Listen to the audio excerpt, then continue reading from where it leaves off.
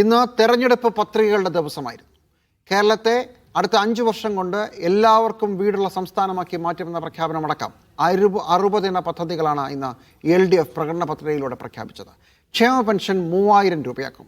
റബ്ബറിന് 300-ഉം നെല്ലിന് 35 രൂപ താങ്ങുവില നൽകും.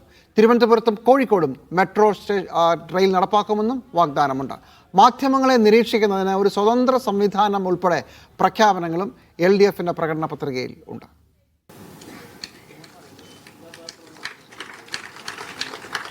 പത്ത് വർഷത്തെ ഭരണ നേട്ടങ്ങളുടെ തുടർച്ചയായാണ് പുതിയ പ്രഖ്യാപനങ്ങൾ LDF പ്രകടന പത്രികയിൽ പറയുന്നത്. അതിദാരിദ്ര്യ നിർമ്മാർജ്ജനത്തിന്റെ തുടർച്ചയാണ് കേവല ദാരിദ്ര്യ നിർമ്മാർജ്ജന പദ്ധതി. എല്ലാവർക്കും വീട് ഉറപ്പുവരുത്തി ആദ്യ സമ്പൂർണ്ണ പാർപ്പിട സംസ്ഥാനമാക്കി കേരളത്തെ മാറ്റും. 50% സ്ത്രീകൾക്ക് ജോലി ഉറപ്പാക്കും. സർക്കാർ ഓഫീസുകളിൽ ആർത്തവാവധി എന്നിങ്ങനെ സ്ത്രീകൾക്കായി പ്രഖ്യാപനങ്ങളുണ്ട്. പഠനം കഴിഞ്ഞാൽ ജോലി ഉറപ്പുവരുന്ന കണക്ട് വർക്ക്, അഭ്യസ്തവിദ്യർക്ക് പലിശരഹിത വായ്പ തുടങ്ങി യുവാക്കൾക്കായും വാഗ്ദാനങ്ങളുണ്ട്. സംസ്ഥാനത്ത് എല്ലാ സാമൂഹ്യ സുരക്ഷാ പെൻഷനുകളും 3000 രൂപയായി വർദ്ധിപ്പിക്കും. കിടപ്പ് രോഗികൾക്ക്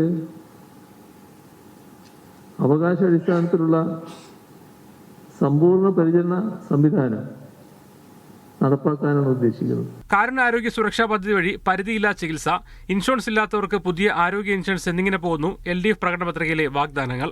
പ്രകടന പത്രികയിലെ കൗതുകമായ മാധ്യമ നിരീക്ഷണ സംവിധാനത്തെക്കുറിച്ച് LDF കൺവീനർക്കും വ്യക്തതയില്ല. അതൊന്നുകൂടി പരിശോധിച്ചിട്ട് പറയാം. അത് നോക്കട്ടെ. അതിവേഗ റെയിലിനായി ശ്രമിക്കും. Kozhikode Thiruvananthapuram metro, water metro വിപുലീകരണം, മലബാറിലെ വിദ്യാഭ്യാസ മേഖല പ്രശ്നങ്ങൾക്കായി പ്രത്യേക പാക്കേജ് തുടങ്ങിയവയും പ്രകടന പത്രികയിൽ ഉൾപ്പെടുത്തിയിട്ടുണ്ട്. മീഡിയ 1 കോഴിക്കോട്.